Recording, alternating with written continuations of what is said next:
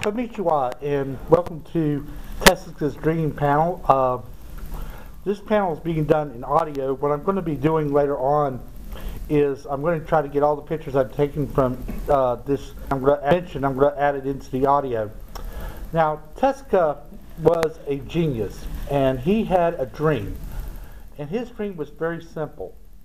He believed that sometime in the near future that everybody would enjoy animation as an art form.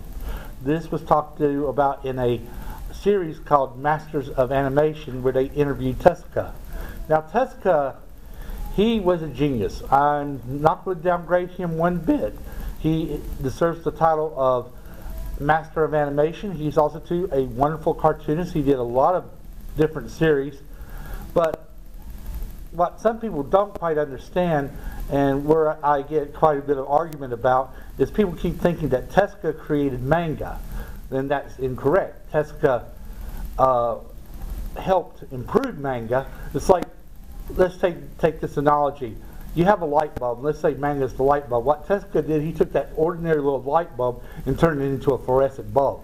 That takes genius, in my book. So Tessica was a very innovative person. Now, he did enjoy American-style animation. He liked the early Walt Disney movies. He also liked the work of Max Fleischer, and he was influenced by those two creators. And Tessica's first animated series that came over here was Astro Boy. It was done in the 1960s, and also sorry for interrupting, but was he also the one who worked on Kimba the White Lion? Yes, he did. That was he also did a series called The Amazing Three. That was another of Tessica's thing. Tessica was also too a very big fan of science fiction. He actually did his own version of Metropolis, which first came out as a manga, and then later on, after he passed away, I think they did a animated movie on that manga. And Tessica's studios are still going on today. They still crank out some of his work. So he's still, a force to be reckoned with, even though he passed away, back in 1989. He was a kind person. From what everybody has told me, you couldn't have asked for a better person to talk to. Tessica was, a very gentle person, and I kind of agree with that, because he just seemed like that type of person, real friendly.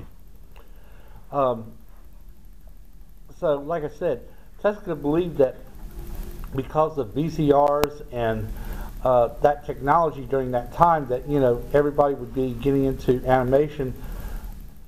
And I didn't think it worked the way he originally thought. I'm thinking more now that we're kind of a bit closer to his dream because of computer animation that's coming out. People can now go to a computer and create wonderful pieces of animation, put it out on YouTube, independent stuff, and it holds up. And I think that's where more Tessica's dream comes into reality, because he, like I said, believed that everybody would enjoy animation.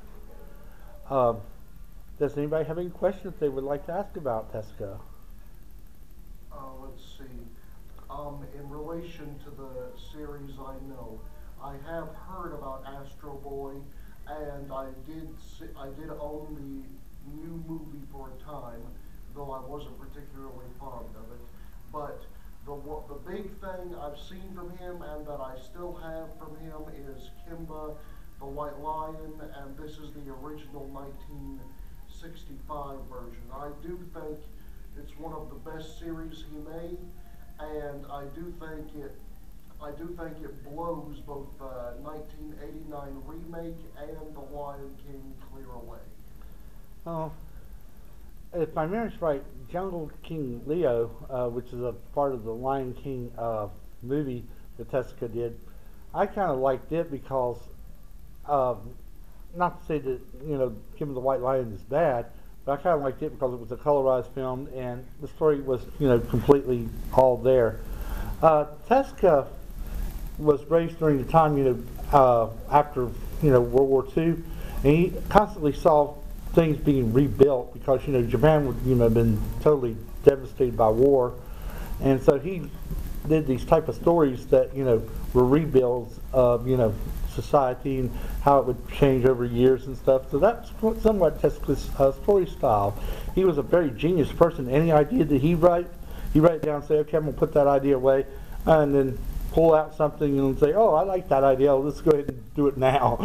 So he was and he animated and draw at a very young age too. I mean, as far as being a manga artist and being a cartoonist. And this was some of the very first anime, because much as we associate anime with Japan today, it didn't really start to come out as we think of it until, what was it, the 50s, the 60s? Well, the first animated movie that came over here in color, was Parma and the Magic Serpent. And that was done in 1961. That was the very first animated movie that, saw it over here in the United States. Astro Boy was, like I said, the first animated series that got on TV that was done by Tezuka. And unfortunately, the only thing that exists of the original Astro Boy is the English dub version. They don't have it. For some reason, they scrapped the Japanese version. So there's no original Japanese version of Astro Boy with the original Japanese voice cast. So all we got is the English dub that I think Right Stuff has the rights, and they're putting that out on DVD. So, like I said, Tezuka was a genius. I mean, there's no way I could, belittle that man. But like I said, he didn't create manga, because manga was around before then. He also didn't create the first superhero. There was a older Japanese comic that came out for a children's book back in the 1930s, and it ran even about 5 years before Superman ever made his first appearance in Action Comics. It was a nice little small run. If you go outside, we have a display actually showing that superhero and the name of the artist who did it and how long it ran. Does anybody else like to have any questions about Tezuka that he would like to know? What's a list of the works he did, or some of the bigger ones, other than what was already discussed? Well, the more insignificant one would be The Amazing Three. That would be kind of hard to find because it only came out on VHS videotape, and there's only a few episodes of it. And these characters are like a donkey, a rabbit, and some other animal. And The Amazing Three, I think it's the most, not remembered. But then there's one the series called The Phoenix, which, yeah, we're good. We're very good. So yeah, those main three, Metropolis was based off of his manga. Mm-hmm. Yes. But I think Astro Boy would probably be his biggest. Now, there is a series called Ambassador Magnum, and that's sort of like a Space Giants. That was a live-action series done back in the 50s or so, or 60 maybe. And Ambassador Magnum sort of falls along that. And he has like this one character, he's sort of like a doctor, and it's kind of interesting, Dr. Jack or something, I think it's called. But Tezuka, like I said, wrote so much. He also did a series called The Phoenix in comic strip, and then later on it became an animated series. So, like I said, Tezuka did a lot of work. he, like I said, master of animation without a doubt, and also to an excellent cartoonist. Because when you look at Tezuka's work, you can tell it's Tezuka. Some people like Tezuka's work so much they even went to Tezuka and say, "Hey, I want to do something on your your Pluto series or something like that." And he was very talented man. Like I said, he's a master. Does anybody else have any questions? Yeah. Thank you for at least coming to the panel. So, like I said, Tezuka was a genius. Now, there is a color version of Astro Boy that was done years later from the black and white. And, of course, there's that CGI movie that you were talking about that was done on Astro Boy. Majon did it, and unfortunately Majon went out of business, and the movie actually did very well over in England. Got a big crowd, but unfortunately not enough money to keep the company afloat. And it just went under, and it's kind of a shame because I would love to have seen more of it. So have any of you actually read any of Tezuka's work?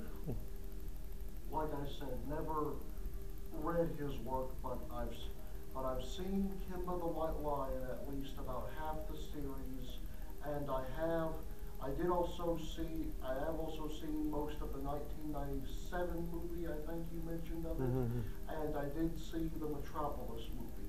The Metropolis movie I can't really say I cared for, simply because the robot girl in it goes from being sweet and friendly to completely insane. Well, that sort of went like the Metropolis movie that was done from the silent film. Well, because the robot in it was completely berserk and caused a lot of damage. So, Tezuka just borrowed that idea. The one thing that I kind of laugh at when I look at the Metropolis movie that Tezuka did, some of the character designs reminds me of a Monopoly game. The characters look like, like they were drawn from a Monopoly board, and I'm going like, okay, now I got a question here. Did Monopoly take ideas from Tezuka when they did their character designs, or did Tezuka like Monopoly so much that he borrowed from the Monopoly game? I've been going back and forth about that character design. I'm going like, yeah, it's either got to be one way or the other, or maybe it's just a coincidence, and coincidences do happen. So I have absolutely no idea. Yeah. But it's kind of funny because you look at one character and you go like, oh, this looks like a Monopoly character. Not a Monopoly board. And I'm like, did Monopoly borrow stuff from Tezuka, or was it the other way around? Like, it's kind of fun. I kind of laugh about that.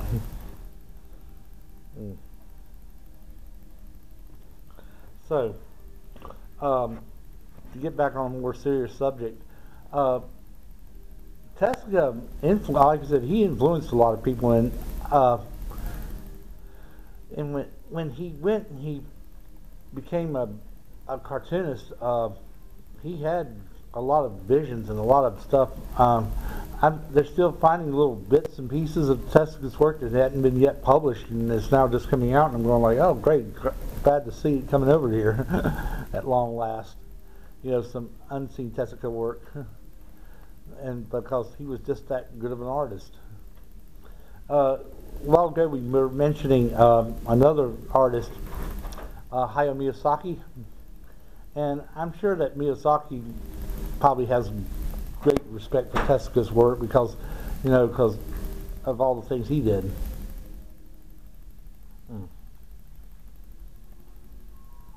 Okay. Well, does anybody else like to add anything? Let's see. I remember, and again, sorry, but this is like the big series I know him for, because I've always been an animal lover, and this is one of the only purely animal-themed anime